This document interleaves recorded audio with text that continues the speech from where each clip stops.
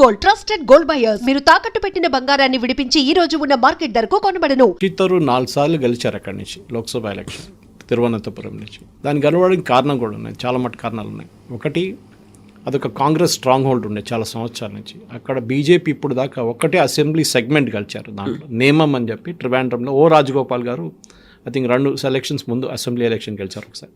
దాని తర్వాత బీజేపీ ఓడిపోయారు. ఎందుకంటే నేమంలో క్యాండిడేట్ బీజేపీ పెట్టంగానే CPM that is left front లేకుండా కాంగ్రెస్ విత్డ్రా చేసుకుంటారు వాళ్ళ క్యాండిడేట్స్. అప్పుడు ట్రైపార్టీ కాంటెస్ట్ కాకుండా డైరెక్ట్ కాంటెస్ట్ అయిపోతుంది. లేకుండా వీక్ క్యాండిడేట్ని పెడతారు వాళ్ళు కావాలని చెప్పి. అప్పుడు బీజేపీ ఓడిపోతారు. వాళ్ళు ఫస్ట్ ఎలక్షన్స్ నేర్చుకున్నారు. రాజగోపాల్ గారు గెలిచిన టైంలో 2 స్ట్రాంగ్ క్యాండిడేట్స్ ఉండే, సిపిఎంది కాంగ్రెస్ది. దానికోసం ఓడిపోయారు అక్కడ. రాజగోపాల్ గారు గెలిచారు. ఈసారి శశి థరూర్ గారు చెప్పిన స్టేట్మెంట్ చాలా మటుకు లోడెడ్ స్టేట్మెంట్. ఆయనకు తెలుసు ట్రివాండ్రం పాలిటిక్స్ ఏనో అని, తిరువనంతపురం పాలిటిక్స్. ఈ తిరువనంతపురం సిటీ ఒక Hindu stronghold, especially Nair Menon community which I come from also, Kshatriya community, Nair Menon. Shashi Tharoor is also a Nair. కానీ ట్రివాండ్రం టౌన్ నుంచి మీరు బయటికి వెళ్ళంగానే towards Vizhinjam, towards the port area and all that, Vizhinjam area, అక్కడ వెళ్ళంగానే మీకు లాటిన్ క్యాథలిక్స్ కనిపిస్తారు. వాళ్ళ ఓట్లు బీజేపీకి పడదు.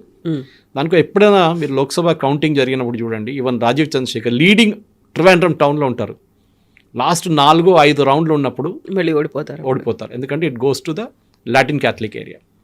అది చాలా సంవత్సరాల నుంచి. ఎందుకంటే కాంగ్రెస్ హయాం నుంచే బీజేపీ వాళ్ళు క్రిస్టియన్స్ మీద అత్యాచారాలు చేస్తున్నారు. బీజేపీ అప్పుడు పాత ఒక బెంగాల్ కేసు ఉండే, చర్చలు తగలబెట్టారు, మణిపూర్లో చేస్తున్నారు, ఛత్తీస్గఢ్లో నన్స్ను కొడుతున్నారు అని చెప్పి కాన్స్టెంట్లో కేరళ మీడియాలో ఇదే నడుస్తుంది. మనం ఎక్కడ మీడియాలో కనిపించేది ఈ న్యూస్, కేరళలో కనిపిస్తుంది. చిన్న ఒక ఇన్సిడెంట్ జరిగితే చాలు నార్త్ ఇండియాలో, ఎక్కడో ఒక క్రిస్టియన్ ఇన్స్టిట్యూషన్నో లేకుంటే ఒక కన్వర్షన్ దాన్ని ఆపినారంటే దాన్ని పెద్ద ఇష్యూ చేస్తారు. కేరళలో బీజేపీ వాళ్ళు చేపిస్తున్నారు అని చెప్పి కాంగ్రెస్ వాళ్ళు, అక్కడున్న Asianet news which ironically is owned by Rajeev Chandrasekhar, అక్కడున్న మనర్మ, మళ్ళీ ఏం చెప్తారు మీడియా వన్, జై హింద్ టీవీ కాంగ్రెస్ వాళ్ళ news channel, Kairali news channel owned by CPM, వీళ్ళందరూ except Janam TV which is a right wing, BJP right wing ఉన్న ఛానల్, మిగతా అందరూ ఈ కథ చెప్పుకుంటూ పోతారు. కేరళలో టోటల్ కేరళలో Hindu population as per the last census around 46% ఉండే. ఈ సెన్సస్లో అది తగ్గి 43కి వచ్చేస్తుంది, which will happen in another 2 years. దానికన్నా తక్కువ వెళ్తే కూడా నేను ఐ వోంట్ బి సర్ప్రైజ్డ్. ఎందుకంటే ముస్లిం పాపులేషన్ చాలా పెరుగుతుంది కేరళలో, ఎస్పెషలీ మలబార్ ఏరియాలో. Kerala population is going in negative చాలా సంవత్సరాల నుంచి. అంటే రీప్లేస్మెంట్ లెవెల్ అంటాం మనం ఇప్పుడు. అంటే చనిపోయిన వాళ్ళకన్నా తక్కువ మంది పుడుతున్నారు. That is the fertility level replacement తగ్గిపోతుంది. So that Tamil Nadu is already achieved it same thing. కానీ కేరళలో ఒక్క డిస్ట్రిక్ట్లోనే population is +15%, which is Malappuram, which is completely Muslim dominated constituency. ఈ మలప్పురం అనే కాన్స్టిట్యున్సీ క్రియేట్ చేసింది ఈఎంఎస్ నంబూద్రిపాడ్. కేరళలో first communist government in the world, వాళ్ళ చీఫ్ మినిస్టర్. అప్పుడు దాకా ఒక కాన్స్టిట్యున్సీ లేకుండా మలప్పురం. ముస్లిమ్స్ అప్పుడు ఏం డిమాండ్ చేశారంటే, అప్పుడున్న ఆల్ ఇండియా ముస్లింది, ఇప్పుడు కూడా ఉన్నారు వాళ్ళు ఐయుఎంఎల్, ముస్లిమ్స్కి సపరేట్ ఒక డిస్ట్రిక్ట్ కావాలని చెప్పి అడిగారు. ఆలోచించండి, రేపు హిందువులు వచ్చి అయోధ్య సపరేట్ మాకు డిస్ట్రిక్ట్ కావాలంటే ఏం జరుగుతుంది? అట్లనే అయోధ్య అని కాదు, ఎనీ ప్లేస్ అట్లా చెప్తే EMS agreed and made Malappuram district. వాళ్ళ కోసం చేశారు. అక్కడ ఒక టైంలో ఫ్రైడే హాలిడే ఉంటుండే, ఇప్పుడు కూడా ఉన్నాయి చాలా ప్లేసెస్లో. ఫ్రైడే 2 hours బ్రేక్ ఇస్తారు పిల్లలకి మస్జిద్కి వెళ్ళడానికి. ముందు హాలిడే ఇస్తుండే ఏరియాలో. ఈ రంజాన్ టైంలో, ఫాస్టింగ్ టైంలో హోటల్ తెరవరు, no hotel will be open. అదన్నీ నడుస్తుంది అక్కడ. ఎనీవే అది చాలా మటుకు మార్పులు వస్తున్నాయి అక్కడ కూడా. చూస్తున్నాం మనం మెయిన్గా అంటే ట్రివాండ్రంలో ఈసారి 50 సీట్లు గెలిచారు. 101 is the total number of seats. బీజేపీకి లాస్ట్ టైం 45 అంతా వచ్చింది, ఈసారి 50 వచ్చినాయి అన్నమాట. దే హ్యావ్ ఇంప్రూవ్డ్ డ్రాస్టిక్లీ వాళ్ళ పర్ఫార్మెన్స్.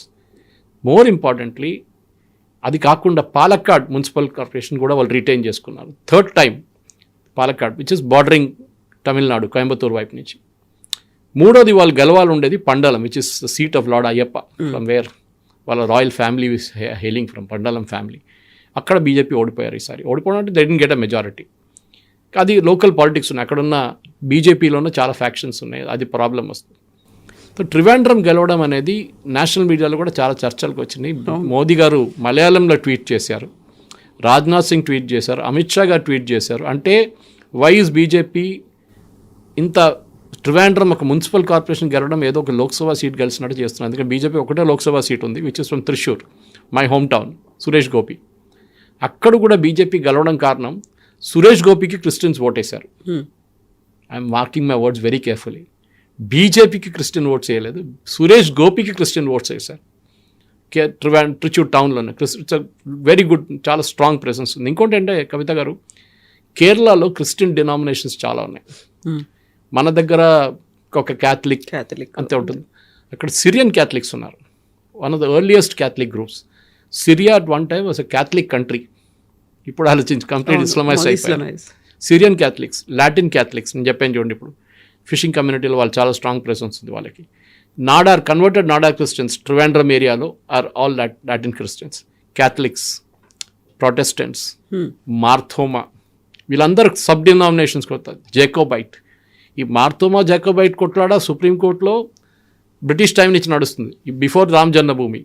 వాళ్ళది సపరేట్ ఫైట్ ఉంది వాళ్ళది. వీళ్ళు వాళ్ళ చర్చ్కి వెళ్ళరు, వాళ్ళు వీళ్ళ చర్చ్కి రారు, వీళ్ళ క్రిమేషన్ వాళ్ళ బరియల్ గ్రౌండ్లు వీళ్ళు మిగతా వాళ్ళని బరీ చేయనియరు, వీళ్ళు అక్కడ. It's a big fight among themselves. కానీ వాళ్ళు యునైటెడ్గా ఉంటారు ఓట్ వేసేటప్పుడు అందరూ వ్యతిరేకం, బీజేపీ. అది బీజేపీ చాలా మటుకు బ్రేక్ చేశారు. ఎస్పెషలీ మునంబం ఇష్యూ మీకు తెలిసిందే. మునంబం ఈజ్ అ స్మాల్, చిన్న ఒక విలేజ్, కోస్టల్ విలేజ్, కొచ్చిన్ దగ్గర. దానికి ఒక పాత హిస్టరీ ఉంది. అదొక చిన్న ఐలాండ్ లాగా ఉందన్నమాట. ఐలాండ్లో ఏం చేశారంటే, మార్తాండ వర్మ ఉన్న టైంలో బిఫోర్ ఇండిపెండెన్స్ అదొక ముస్లిం జెంటిల్మెన్కి ఇచ్చారు, వాళ్ళ వెరీ వెల్ నోన్ పర్సన్. ఆయనకి లీజ్లో ఇచ్చారు, మీరు అక్కడ ఏమైనా చేసుకోండి, అక్కడ ఏం లేకుండా ఆ టైంలో. సో ఆయన ఏం చేశారు, లీజ్లో పెట్టుకున్నాడు. తర్వాత అది కొంతమంది అక్కడ ఉండడం మొదలు పెట్టారు, ఇల్లు కట్టుకున్నారు, ఫిషర్మెన్ స్పెషల్, ఎందుకంటే సీ అక్కడి నుంచి మొదలవుతుంది. తర్వాత ఆయన ఇండిపెండెన్స్ వచ్చేదాకా కంప్లీట్లీ ఉన్న ప్రాపర్టీ అంతా గవర్నమెంట్ ఆఫ్ ఇండియాకి పోతుందని తెలుసుకున్నప్పుడు ఈయన ఏం చేశాడు, just Muslim gentlemen, he gave it to Farook కాలేజ్కి ఒక డీడ్గా రాసి ఇచ్చేసారు. ఫరూక్ కాలేజ్ అని కాలికెట్ దగ్గర ఉంది, ఫరూక్ కాలేజ్కి లీజ్లో రాసి ఇచ్చేశారు, ఇది మీరు వాడుకోండి అని చెప్పేసి. కానీ ఆయన దాంట్లో తప్పు ఏం చేశాడంటే, చిన్నగా వర్డ్ వకఫ్ అని మెన్షన్ చేశాడు ఇక్కడ. సో అది అట్లనే ఉండిపోయింది. ఫరూక్ కాలేజ్ ఏం చేశారంటే, వాళ్ళకి డబ్బులు కావాలండి, ఆ టైంలో కాలేజ్కి డబ్బులు లేకుండే, వాళ్ళు ఈ మునంబం ల్యాండ్ని అమ్మేసుకున్నారు. అక్కడున్న ఒక 600 మంది ఫ్యామిలీస్కి వాళ్ళు పట్టా ఇచ్చేసి అమ్మేసుకున్నారు ల్యాండ్ అంతా. వాళ్ళు రిజిస్టర్ చేసుకున్నారు, ప్రాపర్టీ ట్యాక్స్ కడుతున్నారు. 10 సంవత్సరాల ముందు సడన్గా కేరళ వకఫ్ బోర్డు వచ్చి ఈ ల్యాండ్ అంతా మాదని చెప్తున్నారు. అది వాళ్ళ స్ట్రాటజీ. అది ఎప్పుడైనా చూడండి, ఎక్కడైనా గుట్ల బేగంపేటలో ఔరంగజీబ్ గుర్రాలు వచ్చి గడ్డి తినని చెప్పేసి అది వకఫ్ ల్యాండ్ చేసిన మనుషులు ఇక్కడ తెలంగాణ వకఫ్ బోర్డు. ఇట్లా అక్కడ కూడా జరిగింది. So these people went to the court, Kerala హైకోర్టుకి వెళ్ళారు. కేరళ హైకోర్టు మళ్ళీ స్టే ఆర్డర్ ఇచ్చారు, మళ్ళీ అక్కడికి నడుస్తున్నప్పుడు సడన్గా ఒక అజిటేషన్ స్టార్ట్ అయింది. ఈ వకఫ్ బిల్ వచ్చినప్పుడు పార్లమెంట్లో, దట్ ఈ ల్యాండ్ మాది, మేము 6 generations 7 generations నుంచి మేము ఇక్కడ ఉంటున్నాం అని చెప్పేసి. That became a big issue in the election. In fact మునంబంలో ఇది వీళ్ళు ఫాస్ట్ అండ్ టు డెత్ చేస్తున్నారు కంటిన్యూస్, ఇంత 300-400 రోజుల నుంచి నిరాహార దీక్ష. దాన్ని కాంగ్రెస్ వాళ్ళు పాలిటిక్స్ ఆడి ఆపించేశారు ఎలక్షన్ ముందే. మీరు ఆపేసేయండి, మేము చూసుకుంటాం అది అని చెప్పి. ఏం జరగలేదు. కేరళ హైకోర్టు స్టే ఇస్తే మళ్ళీ ఇప్పుడు సుప్రీంకోర్టు దానికి స్టే ఇచ్చారు ఇప్పుడు వెళ్ళి. So it is back to square one again. వాళ్ళ ల్యాండ్ వాళ్ళ దగ్గర లేదు ఇప్పుడు, అంటే రైట్స్ లేదు వాళ్ళకి. తర్వాత చూద్దాం సుప్రీంకోర్టులో ఏం జరుగుతుందని. సో కాంగ్రెస్ వాళ్ళు వచ్చి విత్డ్రా చేయించుకొని వాళ్ళ క్యాండిడేట్ని పెట్టుకున్నారు అక్కడ మునంబం వార్డులో. వాళ్ళకి క్యాండిడేట్ని పెట్టుకున్నారు, ఇది లాటిన్ చర్చ్ వాళ్ళ సపోర్ట్తోని. కానీ అదే టైంలో బీజేపీ వాళ్ళు కూడా నిరాహార దీక్ష చేస్తున్నారు, వాళ్ళు విత్డ్రా చేయలేదు. వాళ్ళ దాంట్లో కూడా క్రిస్టియన్స్ ఉన్నారు చాలా మటుకు. వాళ్ళు అన్నారు, మాకు ఇప్పుడు సొల్యూషన్ వచ్చేదాకా మేము విత్డ్రా చేయమని చెప్పేసి వాళ్ళు కంటిన్యూ చేశారు. వాళ్ళ క్యాండిడేట్ని పెట్టారు. 1 Christian lady contested on that ticket BJP, and ఆమె గెలిచింది. Against the powerful Latin church she won the seat. అక్కడ పాలిటిక్స్ మారిపోతుంది కేరళలో. ఇదే మీరు ట్రివాండ్రంలో చూశారు. ట్రివాండ్రంలో హిందూ కన్సాలిడేషన్ జరిగింది. దానికి చాలా కారణాలు ఉన్నాయి. ఒకటి, కాంగ్రెస్ వైపు నుంచి ఈ ముస్లిం పార్టీల కోసం ఎస్డిపిఐ కానివ్వండి, సిపిఎం వాళ్ళు మదనీ అని చెప్పి ఒక టెర్రరిస్ట్ ఉన్నారు, ఆయన బెంగళూరు బ్లాస్ట్ మెయిన్ అక్యూజ్డ్, ఆయన ఇప్పుడు ఫ్రీగా తిరుగుతున్నాడు కేరళలో. సుప్రీంకోర్టు ఆయనకి బెయిల్ ఇచ్చింది. అట్లాంటి చాలామంది ఉన్నారు. సో వీళ్ళేం చేస్తున్నారంటే కంప్లీట్ ముస్లిం ఓట్ బ్యాంక్కి ప్యాండర్ చేస్తున్నప్పుడు అక్కడ కేరళలో ఉన్న హిందువులు ఇప్పుడు దాకా స్ప్లిట్ అయి ఉన్నాయి. ఇక్కడ ఈ 43% మీరు డివైడ్ చేస్తే 16 వస్తుంది మ్యాక్సిమం. ఈసారి బీజేపీకి కొన్ని సీట్స్లో 20% దాకా ఓటు వచ్చింది. దానికన్నా ఎక్కువ రాదు unless Christians start voting for BJP. Christians కూడా ఈ ప్రాబ్లం, ఈ లవ్ జిహాద్ ప్రాబ్లం వచ్చినప్పుడు వాళ్ళ అమ్మాయిలు చాలామంది కనిపించకుండా పోయారు. So they also started against. In fact one of the bishops అక్కడున్న ఒక 3 సంవత్సరాల ముందు ఆయన పెద్ద స్టేట్మెంట్ చేసిండు, లవ్ జిహాద్ ఒకటే కాదు, నార్కోటిక్ జిహాద్ కూడా నడుస్తుంది, వీళ్ళు డ్రగ్స్లో డీల్ చేస్తున్నారు ఈ జిహాదీస్లు, మా అమ్మాయిలకి డ్రగ్స్ ఇచ్చి వాళ్ళని ఎంటైజ్ చేసుకుంటున్నారని చెప్పి అలిగేషన్స్ చేస్తే ఆయన మీద కేసు వేశారు CPM government, Pinarayi Vijayan government. అది కాకుండా శబరిమల ఇష్యూ వచ్చింది. శబరిమలలో ద్వారపాలక కొట్టేశారు. శబరిమలలో ఉన్న అవుటర్ క్లాడింగ్ విజయమాల్యాకి ఇచ్చిన 33 కిలోల బంగారం 42 kgs బంగారు తాపడం పోయింది. అది గాయబ్. అది ఎక్కడ తీసుకెళ్ళి దాన్ని ఇప్పుడు డూప్లికేట్ పెట్టుకున్నారని చెప్పి ఎంక్వైరీ నడుస్తుంది అండర్ హైకోర్టు. ఫార్మర్ ఇద్దరు CPM leaders, senior CPM leaders, వాళ్ళు ట్రావెంకోర్ దేవస్వం బోర్డు చీఫ్ ఉండే వాళ్ళని అరెస్ట్ చేసి వాళ్ళు జైల్లో ఉన్నారు. అదొకటి చాలా మటుకు హిందువులకు కోపం వచ్చింది. ఎందుకంటే దానికన్నా ముందు కూడా మీకు గుర్తుంది కవిత గారు, సుప్రీంకోర్టు జడ్జ్మెంట్ వచ్చినప్పుడు మహిళల గురించి, మహిళల ఎంట్రీ శబరిమల గురించి వచ్చినప్పుడు పినరాయి విజయన్ ఇమ్మీడియట్లీ రియాక్ట్ అయ్యాడు. Yes we will implement from next week. అదే టైంలో మార్తోమా జడ్జ్మెంట్ వచ్చినప్పుడు సుప్రీంకోర్టు నుంచి పినరాయి విజయన్ ఏం చెప్పారంటే, ఫైనల్ జడ్జ్మెంట్ అది సుప్రీంకోర్టుది, దట్ వాళ్ళ క్లియర్ డినామినేషన్ చెప్పేసింది supreme court, this is what should be done, ఈ చర్చ్ వీళ్ళకి హ్యాండిల్ చేయాలి, ఈ బరియల్ గ్రౌండ్. పినరాయి విజయన్ అది అట్లా చేయలేరు, మనం వాళ్ళతో మాట్లాడదాం, it's a very sensitive issue అని. అంటే క్రిస్టియన్స్కి వచ్చినప్పుడు ఒక స్ట్రాటజీ, హిందువులకి వచ్చినప్పుడు ఇమ్మీడియట్ ఇంప్లిమెంటేషన్, మహిళలు తీసుకెళ్ళడానికి ట్రై కూడా చేశారు, పైన తీసుకెళ్లారు. మన వైపు నుంచి కొంతమంది ఛానల్ వాళ్ళు హైదరాబాద్ నుంచి కూడా వెళ్ళారు, వాళ్ళ సంగతి తెలిసింది దాని తర్వాత ఏమైందని ఆ ఛానల్ది. శబరిమలలో అయ్యప్ప శాపం వచ్చేస్తే మీకు ఎవ్వరు బతకరు. 1950s విగ్రహాన్ని మొత్తం ఇరగొట్టారు అక్కడ కొందరు వచ్చి, టెంపుల్ని సన్నిధానాన్ని తగలబెట్టారు శబరిమలలో, మీకు గుర్తుంటుంది. That was a horrible incident. తెలిసింది 45 ఒక వారం తర్వాత 10 రోజుల తర్వాత తెలిసింది జరిగింది అనేది. ఆ టైంలో సీసీటీవీలు లేవు, ఏం లేవు. కానీ చేసిన వాళ్ళు ఎవరని తెలిసిపోయింది. అక్కడ టీ ఎస్టేట్, కాఫీ ఎస్టేట్ వాళ్ళు చేశారు పని. అది మీరు బిలీవ్ చేయరు, దాట్ 3 or 4 ఫ్యామిలీస్ చేసిన దానికి ఆ శాపం, వాళ్ళ ఫ్యామిలీ అందరూ కుక్క సాగు తెచ్చారు. హారబుల్. ఈ హిందూ కన్సాలిడేషన్, హిందూ కోపం అనేది పినరాయి విజయన్ మీద మళ్ళీ వచ్చింది. That is why Palakkad very strong Hindu presence, Tamilian population mostly, Tamil Nadu నుంచి వాళ్ళందరూ చాలా సంవత్సరాల నుంచి, because it's the part of Tamil Nadu technically speaking. కానీ తర్వాత స్టేట్ రీఆర్గనైజేషన్లో అక్కడ కాసర్గోడ్ కానివ్వండి, ఇక్కడ కన్యాకుమారి తమిళనాడుకి ఇచ్చినప్పుడు Palakkad became a part of Kerala. ఈ ఎలక్షన్లో మేజర్గా ఏం జరిగిందంటే, ఒకటి హిందూ కన్సాలిడేషన్ ఇప్పుడు మాట్లాడింది, రెండవది క్రిస్టియన్ అవేకనింగ్. క్రిస్టియన్స్లో కూడా గ్రూప్స్ నేను చెప్పాను చూడండి, ఎక్స్ప్లెయిన్ చేశాను, వాళ్ళ నడిమిట్లో కూడా ఒక బ్రేకప్ వచ్చింది. మోదీ గారు రెగ్యులర్గా క్రిస్టియన్ లీడర్స్ని ఢిల్లీలో కలిసాం. మూడవది Rajeev Chandrasekhar's entry into Kerala BJP. దీంట్లో చాలా ఒక స్ట్రాంగ్ రీజన్ ఏంటంటే కవిత గారు, కేరళ బీజేపీ అనగానే ఇట్స్ అ ఫ్యాక్షన్ లెడ్. 4-5 గ్రూపులు ఉన్నారు అక్కడ. Shobha Surendran group, K Surendran group, V Muraleedharan group, Krishnadas group, ఇంకా అట్లాంటి 5-6 గ్రూపులు ఉన్నాయి అక్కడ.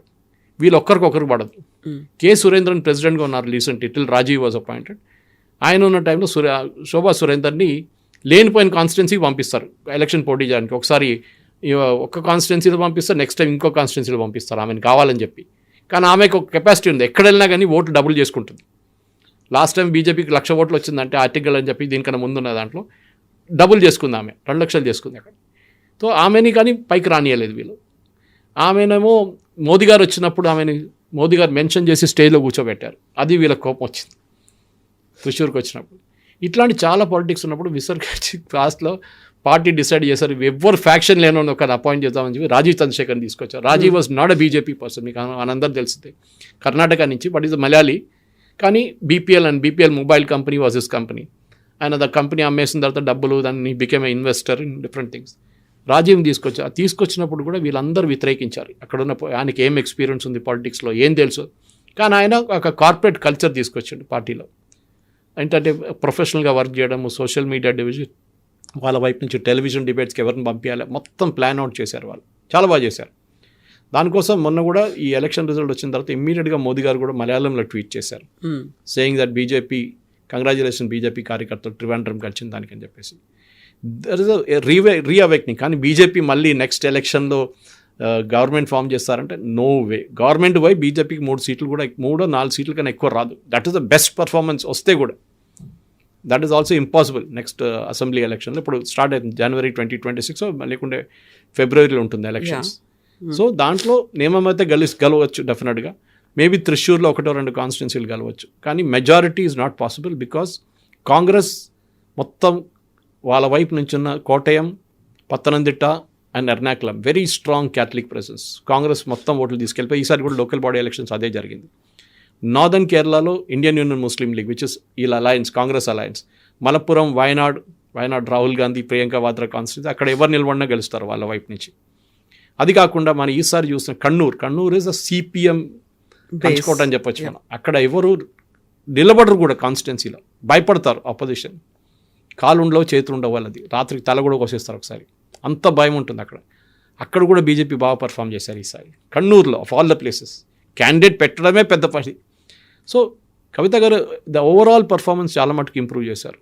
త్రిశూర్లో 6 నుంచి 12 అట్లా చాలా మటుకు ఇంప్రూవ్ చేసుకుంటూ వెళ్ళారు, డబుల్ చేసేసారు almost every place. Local body ఎలక్షన్లో బీజేపీ ఎప్పుడు పర్ఫామ్ చేస్తుంది, ఎందుకంటే మీ పాపులేషన్ తక్కువ ఉంటుంది లోకల్ బాడీ ఎలక్షన్లో. లోక్సభ అనగానే 10 లక్షలు 12 లక్షలు అవుతారు, లోకల్ బాడీ అయినప్పుడు 50,000 ఒక 75,000లో ఆ వార్డులు అయిపోతుంది ఓట్లన్నీ. ఇట్లానే గ్రో అవుతారా బీజేపీ అంటే ఎస్ పాసిబుల్. రేపు నీలేశ్వరం గెలవచ్చు అక్కడ, కానీ ఒక ప్రొఫైల్, పాపులేషన్ ప్రొఫైల్ మార్చారు. చాలామందిని మలబార్ నుంచి, దట్ ఈస్ మలపురం ఏరియా నుంచి తీసుకొచ్చి రీసెటిల్ చేశారు నీలేశ్వరంలో. అప్పుడు హిందూ పాపులేషన్ తగ్గిపోయింది, అక్కడ ముస్లిం పాపులేషన్ ఎక్కువైపోయింది అనమాట. అది మీరు కొడగులో కూడా చూస్తున్నారు, కర్ణాటక వైపు కూడా కొడగులో చాలా మటుకు పాపులేషన్ డెమోగ్రఫీ మారిపోతుంది. అక్కడున్న కొడుగు వాళ్ళ పాపులేషన్ తగ్గిపోతుంది, ఎందుకంటే ముస్లింస్ వచ్చి ఉండడం మొదలుపెట్టారు అక్కడ, కేరళ నుంచి వీళ్ళందరూ. Anyway that's a separate politics. కానీ నేను ఎందుకు ఎక్స్ప్లెయిన్ చేస్తున్నాను, మన ప్రేక్షకులు కూడా అర్థం చేసుకోవాలి. కేరళ పాలిటిక్స్ అనేది ఒక చేంజింగ్ మనలాగా కాదు. ఇక్కడ 1, 2, 3 పార్టీలు ఉంటాయి, అక్కడ అది చిన్న చిన్న పార్టీలు ఉంటాయి. ఫర్ ఎగ్జాంపుల్ కేరళ కాంగ్రెస్ మాణి, చాలామంది కన్ఫ్యూజ్ అవుతారు. కేరళ కాంగ్రెస్ అని కానీ ఇండియన్ నేషనల్ కాంగ్రెస్ అనుకుంటారు, కాదు. కేరళ కాంగ్రెస్ అనేది కేఎం మాణి అని చెప్పి ఒక సీనియర్ కాంగ్రెస్ లీడర్ ఉండే ఒక టైంలో ఆయన సెటప్ చేసిన party. They are affiliated the చర్చ్తోని పనిచేస్తారు వాళ్ళు. చర్చ్ చెప్తారు ఈ క్యాండిడేట్ని పెట్టండి అంటే ఆ క్యాండిడేట్ని పెడతారు వాళ్ళు. వాళ్ళు ఇప్పుడు దాకా కాంగ్రెస్ వాళ్ళతో టైఅప్లో ఉన్నారు, అంటే అలయన్స్లో ఉన్నారు మాణిగారు ఉన్నప్పటి నుంచి. కానీ మాణిగారు పోయిన తర్వాత వాళ్ళ కొడుకు హీ బికేమ్ వెరీ అంబిషియస్. ఆయన ఒక మినిస్టర్ కావాలంటే, రాజ్యసభ సీట్ కావాలంటే కాంగ్రెస్ వాళ్ళు పట్టించుకోలేదు. Jose K Mani is his name. So what he did, ఆయన సిపిఎం వైపు వెళ్ళిపోయాడు. కేరళలో ½ ఎమ్మెల్యే 1 ఎమ్మెల్యే పార్టీలు కూడా ఉన్నారు. అది తమాషా అనమాట. ఒక్క ఎమ్మెల్యే ఉంటే కూడా వాళ్ళు మాట్లాడుతున్న తీరు చూస్తే మీకు సర్ప్రైజ్ అయిపోతారు. ఏదో 15 ఎమ్మెల్యేలు ఉన్నట్లు మాట్లాడతారు వాళ్ళు. ఒక్క ఎమ్మెల్యే ఉంటారు అక్కడ. ఆర్జేడీ అంత పవర్ఫుల్గా ఉంటారు, అంత పవర్ఫుల్గా మాట్లాడతారు. అక్కడ ఆర్జేడీ ఉంది, మీకు తెలుసా. అక్కడ జేడీయూ ఉంది అక్కడ కేరళలో. వాళ్ళకు ఒక పంచాయతీ ఎలక్షన్ కూడా ఆన్ దర్ ఓన్ వన్ గెలవలేరు వాళ్ళు. సిపిఎంఓ వీళ్ళ కాంగ్రెస్ సపోర్ట్తో గెలుస్తారు వాళ్ళు, ఏ అలయన్స్లో ఉంటారు దాన్ని. కేరళ 2 అలయన్సెస్ ఉన్నాయి, ఒకటి ఎల్డిఎఫ్, సిపిఎం, సిపిఐ వీళ్ళది RSP, and then of course వీళ్ళు కేరళ కాంగ్రెస్ మాని. అటువైపు యూడిఎఫ్, కాంగ్రెస్, ఐయుఎంఎల్, ఇండియన్ యూనియన్ ముస్లిం లీగ్ అని చెప్పింది. అది కాకుండా చిన్న చిన్న కొన్ని పార్టీస్ ఉన్నాయి వాళ్ళ దగ్గర కూడా. వీళ్ళిద్దరే ఎప్పుడు కేరళలో పొలిటిక్స్లో స్టార్టింగ్ నుంచే వీళ్ళు ఒకసారి గెలిస్తే వాళ్ళు ఒకసారి గెలుస్తారు. అసలు ఫస్ట్ టైం లాస్ట్ అసెంబ్లీ ఎలక్షన్లో అది రిపీట్ కాలేదు, సిపిఎం గెలిచారు. మళ్ళీ ఈసారి కూడా వాళ్ళు గెలవడానికి రెడీగా ఉన్నప్పుడు ఇదంతా జరిగింది. ఇప్పుడు సిపిఎం భయం ఉంది. సిపిఎం ఒకటి పినరాయి విజయన్ వ్యతిరేకంగా ఉన్న అరెగెన్స్, రెండోది ఆయన మీద ఉన్న గోల్డ్ స్మగ్లింగ్ కేసు ఒకటి, ఆయన కూతురు లంచం తీసుకుందని చెప్పి ఆమె మీద ఒక ఆరోపణ కేసు నడుస్తుంది. అది కాకుండా వాళ్ళ క్యాబినెట్లో ఉన్న చాలామంది మినిస్టర్స్ మీద కూడా అలిగేషన్స్ ఉంది, కరప్షన్ అలిగేషన్స్. సో ఇది ఒక పెద్ద ప్రాబ్లం అయిపోయింది సిపిఎంకి. సిపిఐ ఏమో అసలు వాళ్ళకి ఆన్ దర్ ఓన్, వాళ్ళు కూడా చిన్న పార్టీ వాళ్ళు ఎక్కువ గెలవలేదు, కానీ వాళ్ళు మాట్లాడుతూ తీరు చూస్తే అబ్బాబా ఏదో నేషనల్ లెవెల్ పార్టీ లాగా మాట్లాడతారు వాళ్ళు. వాళ్ళేమో ఉన్న సీట్లు కూడా ఓడిపోతున్నారు సిపిఐ. సిపిఎం ఏమైనా ప్రోగ్రెసివ్గా చేద్దామంటే, for example new education policy adopt చేద్దామని డిసిషన్ తీసుకున్నారు కేరళ గవర్నమెంట్, దాన్ని వ్యతిరేకించారు. దాంతో ఏమైపోయింది, రావాల్సిన ఫండ్స్ అన్నీ పోయినాయి సెంట్రల్ గవర్నమెంట్ దగ్గర నుంచి. సర్వశిక్ష అభియాన్ కానివ్వండి, మిగతా దానికి పిఎం శ్రీ ప్రాజెక్ట్ కింద రావాల్సిన ఫండ్స్ అంతా పోయింది ఇప్పుడు. ఎందుకు, సిపిఐ వ్యతిరేకించారని చెప్పి. మన పార్లమెంట్లో కూడా ధర్మేంద్ర ప్రధాన్ గారు చాలా బాగా చెప్పారు, జాన్ బ్రిటాస్ ఒక క్వశ్చన్ అడిగిన దానికి. సో కేరళ పాలిటిక్స్ అనేది మన దగ్గర ఉన్న స్ట్రైట్ ఫార్వర్డ్ పాలిటిక్స్ కాదు. ఇక్కడ రిలీజియన్, ఇక్కడ క్యాస్ట్, అండ్ అఫ్ కోర్స్ వాళ్ళ హిందూ ఓట్స్, ఈ 3 ఉంటాయి. హిందువులు అక్కడ యునైటెడ్గా ఓట్ చేయరు, ఇప్పుడు స్ప్లిట్ అవుతారు 3 ముక్కలుగా. అంటే 43, 44 ఉంటే 1/3 BJP, 1/3 Congress, 1/3 CPM. CPM problem ఏమవుతుందంటే కవిత గారు, ఇప్పుడు వాళ్ళ మన నెక్స్ట్ స్లైడ్కి వచ్చిన అదే ప్రాబ్లం. నెక్స్ట్ జనరేషన్ లీడర్స్ రావట్లేదు. వీళ్ళది లీడర్షిప్ స్కూల్ లెవెల్ నుంచి బిల్డ్ అవుతుంది. పినరాయి విజయన్, గోవిందన్ మాస్టర్, వీళ్ళందరూ కాలేజ్ లెవెల్ నుంచి, ఎస్ఎఫ్ఐ నుంచి వచ్చారు వీళ్ళందరూ. అట్లనే గ్రో అవుతారు పార్టీలో. సో కాడర్ బేస్ పార్టీ అంటాం చూడండి, ఇదే కాడర్ బేస్ పార్టీ. కానీ ప్రాబ్లం ఏంటంటే లాస్ట్ ఒక 10-15 సంవత్సరాల్లో కేరళలో ఉన్న అబ్బాయిలు అమ్మాయిలు కేరళ నుంచి బయటికి వెళ్ళిపోతున్నారు. మీరు చెప్పొచ్చు, మీరు కూడా నేను కూడా ఉన్నా అంటే, నేను ఎప్పుడో వచ్చాను హైదరాబాద్కి, 65లో వచ్చాను నేను. కానీ మా ఫాదర్ ఇక్కడ పోస్టింగ్ అయినప్పుడు రైల్వేలో. అది కాకుండా ఇక్కడున్న కేరళలో ఉన్న ఆపర్చునిటీస్ అస్సలు లేవు, జాబ్స్ లేవు, కంపెనీలు లేవు. West Bengal version 2 Kerala.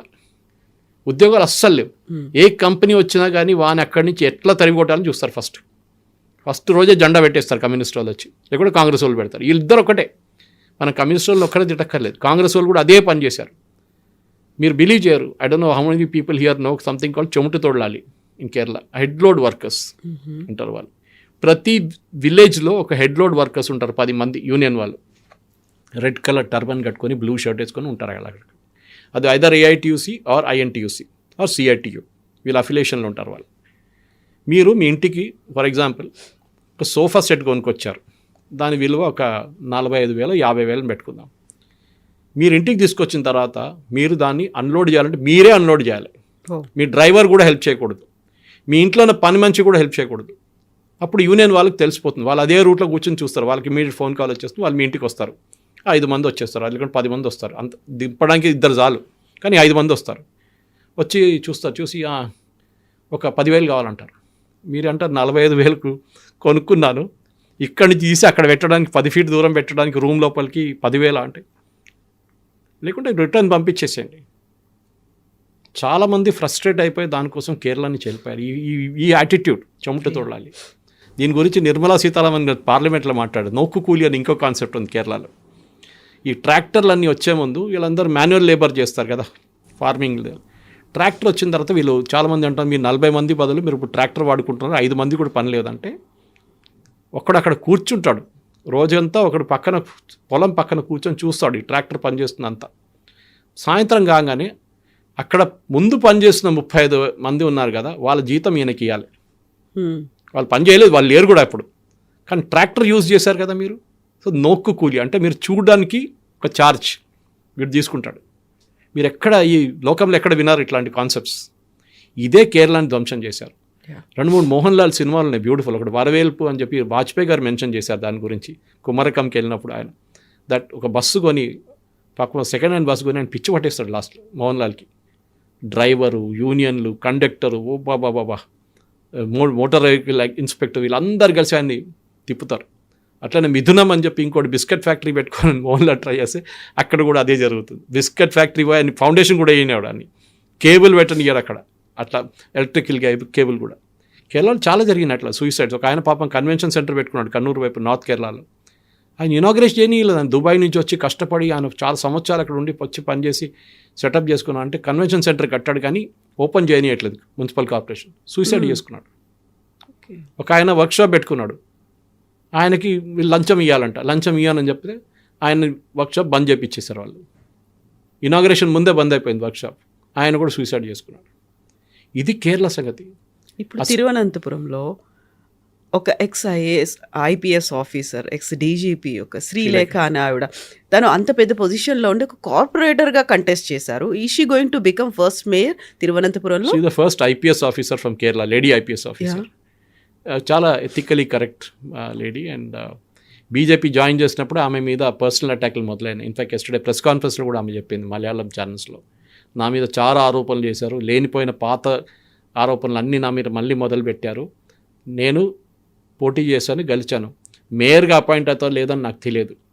So ఇది ప్రాబ్లమ్ ఇస్, వీళ్ళు ఎవరైనా బీజేపీ కాంగ్రెస్ గెలిస్తే ప్రాబ్లం లేదు సిపిఎంకి, బీజేపీ గెలవకూడదు. ఇన్ఫ్యాక్ట్ వినోయ్ విశ్వం ఇప్పుడున్న secretary of CPI, national secretary CPI ఏమంటున్నారు, మేము కాంగ్రెస్ గెలిచింది మాకు ఇష్యూ కాదు, బీజేపీ గెలిచింది చూడండి, it is a big worrying factor for అస్.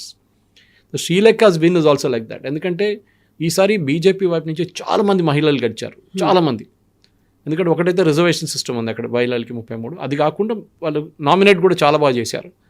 మంచి ఒక డెలివరీ ఉమెన్ ఉండే, ఈ స్విగ్గీ డెలివరీ చేస్తుంది, ఆమె కూడా పోటీ చేసింది ఎలక్షన్ బీజేపీ వైపు నుంచి. సో అట్లాంటి ఎడ్యుకేటెడ్ పీపుల్ అక్కడ ఉన్నారు. కానీ వాళ్ళకి ఏంటంటే కవిత గారు నేను చెప్పినట్లు ఆపర్చునిటీస్ లేవు అక్కడ. ఇప్పుడు ట్రివాండ్రం డెవలప్ చేయడానికి ఇప్పుడు మోదీ గారు ఏమన్నారంటే, నేను డెవలప్ చేసి చూపిస్తాను మీకు, less like Suresh Gopi is doing in Thrissur, my home town. కొత్త రైల్వే స్టేషన్ కడుతున్నారు, అది రీమోడల్ చేస్తున్నారు, సిటీలో చాలా మటుకు మార్పులు తీసుకొస్తున్నారు. కానీ దాని అన్నిటికీ వీళ్ళు పొలలు పెడతారు సిపిఎం వాళ్ళు, లేకుంటే కాంగ్రెస్ వాళ్ళు, ఎవరు ఉంటారు వాళ్ళు. ఇప్పుడు మున్సిపాలిటీ సిపిఎం దగ్గర ఉంది, ఇప్పుడు ఈసారి కాంగ్రెస్ గెలిచారు. They will do something, they will definitely make Modi's life miserable. కానీ మోదీ గారు చెప్పారు, మేము డెవలప్మెంట్ చేసి చూపిస్తాం మీకు, ఒక ట్రివాండ్రం మున్సిపల్ కార్పొరేషన్ మా దగ్గర ఉంది కదా, వీ విల్ డూ. అక్కడ దీనికన్నా ముందు ఒక మేయర్ ఉండే ఆర్యా రాజేంద్రన్ అని చెప్పి, ఇప్పుడు ఆమె ఎప్పుడే మేయర్, ఆమె she'll not have to resign now CPM వైపు నుంచి. ఆమె అరెగెన్స్తోనే ఓడిపోయారు సిపిఎం కూడా తప్పట్లేదు. ఆమె అరెగెన్స్ అంటే ఆమె she is the youngest mayor in the world by the way, 26 సంవత్సరాలు అంతే. పెద్ద స్టోరీ ఉండే ఆమె ఎలక్ట్ అయినప్పుడు 5 సంవత్సరాల ముందు. కానీ ఇప్పుడు ఏం జరిగింది, ఆమె అరెగెన్స్, ఒక బస్సు ఒకరోజు మున్సిపల్ కేఎస్ఆర్టీసీ బస్సు ఆమె కార్ని ఓవర్టేక్ అని చెప్పింది, ఆమె ఆపి బస్ డ్రైవర్ని కొట్టారు, షీ అండ్ హర్ హస్బెండ్. ఆ రోజు డిసైడ్ చేసుకున్నారు కేరళ ప్రజలు, ఎస్పెషల్లీ ట్రివాండ్రం వాళ్ళు, వీళ్ళని ఎప్పుడు కలిపేయకూడదు, వీళ్ళ అహంకారం అని చూడండి, అది కిందకి దింపాలని చెప్పి ఈసారి కావాలని చెప్పి సిపిఎం 40 సంవత్సరాల తర్వాత ఫస్ట్ టైం కాంగ్రెస్ కూడా గెలవలేదు అక్కడ, ఫస్ట్ టైం 40 సంవత్సరాల తర్వాత బీజేపీ కలిసింది అక్కడ. అంటే సిపిఎంని అక్కడ నుంచి కిందకి దింపారు వీళ్ళు. అంటే ఆ ప్రజలకి, ట్రివాండ్రం ప్రజలు చూపించిన అదే ఏం చెప్తారు, ఒక డిసిషన్ ఉంటే ఇంకా కేరళలో ఉన్న మిగతా టౌన్స్ కూడా బాగుపడతారు. Unfortunately Thrissur, despite Suresh Gopi being MP, అక్కడ బీజేపీ గెలవలేదు. అక్కడ సీట్లు ఇంక్రీజ్ చేసుకున్నారు, కార్పొరేషన్లో వార్డులు ఇంక్రీజ్ చేసుకున్నారు, 12 అయింది ఇప్పుడు, కానీ గెలవలేదు. అక్కడ మెజారిటీ రాలేదు, వాళ్ళు రాదు కూడా, ఎందుకంటే అక్కడ చాలా మటుకు it's CPI strong hold, not CPM. అది కాకుండా చర్చ్ ఇన్ఫ్లుయెన్స్ చాలా ఉంది. సో ఈ మణిపూర్ ఇన్సిడెంట్ తర్వాత, ఛత్తీస్గఢ్లో జరిగిన ఇన్సిడెంట్ తర్వాత చాలా మటుకు చర్చ్లో ఉన్న కొన్ని బిషప్స్ అంతా ఓపెన్గా కాంగ్రెస్ని సపోర్ట్ చేశారు అక్కడ దాంట్లో. సో కేరళ అనేది ఇట్స్ కాల్డ్రమ్ ఆఫ్ పాలిటిక్స్ అంటారు. ఇది అంత ఈజీ కాదు డెసిఫర్ చేయడానికి. ఎన్ని రిలీజియస్ గ్రూప్స్ ఉన్నాయో, ఎన్ని పొలిటికల్ గ్రూప్స్ ఉన్నాయో, ఎన్ని మైనారిటీ గ్రూప్స్ ఉన్నాయో, దాంతో చూడాల్సింది. అండ్ ఒక నార్మల్ స్టేట్ లాగా కాదు కేరళ ఎలక్షన్ పర్ఫామ్ చేసేది. ఒకసారి లోక్సభకి ఒక రిజల్ట్ వస్తుంది, ఒకసారి అసెంబ్లీకి ఇంకో రిజల్ట్ వస్తుంది. ఇప్పుడు కార్పొరేషన్ రిజల్ట్ ఇంకోటి వచ్చింది.